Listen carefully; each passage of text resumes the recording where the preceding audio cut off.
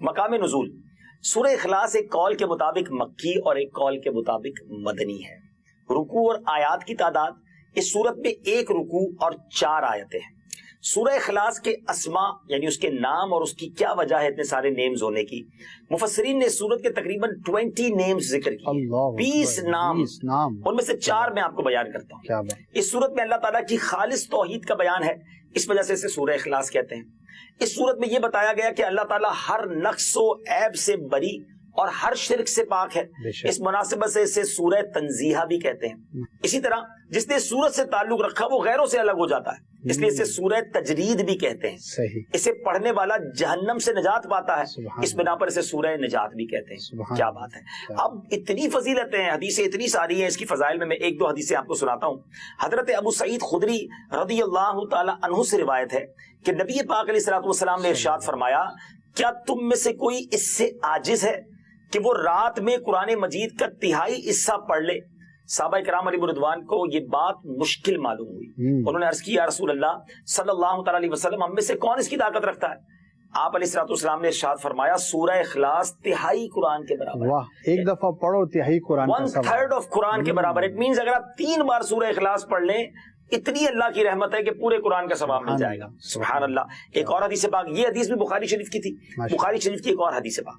حضرت عائشہ صدیقہ رضی اللہ تعالی عنہا فرماتی ہیں, نبی پاک علیہ الصلوۃ والسلام نے ایک شخص کو لشکر میں روانہ کیا. جب لشکر واپس آیا تو لوگوں نے کہا کہ حضور یہ شخص جو ہے یہ سورہ اخلاص نماز پڑھاتے ہوئے پڑھتے تھے, جب بھی نماز پڑھاتے سورہ اخلاص پڑھتے الحمد شریف کے بعد. تو جب نبی پاک علیہ الصلوۃ والسلام نے جب لشکر واپس آ کے یہ بات کی تو پیارے آقا علیہ الصلوۃ والسلام نے فرمایا, اس سے پوچھو یہ کیوں ایسا کرتے تھے. اچھا.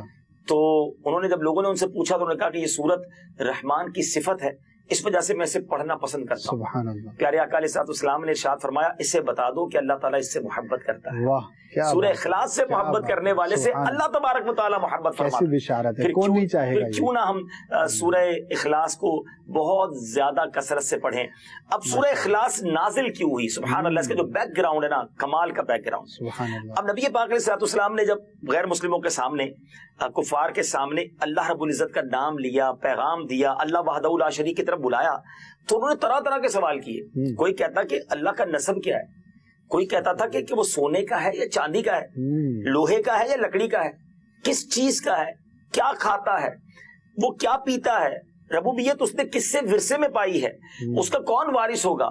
اس کے جواب میں اللہ تعالیٰ نے سورت نازل فرمائی اور اپنی ذات و صفات کا بیان فرما کر معرفت کی راہ واضح فرما دی. یعنی بتا دیا کہ اس کا کوئی شریک نہیں, اس کا کوئی والد نہیں, اس کا کوئی بیٹا نہیں.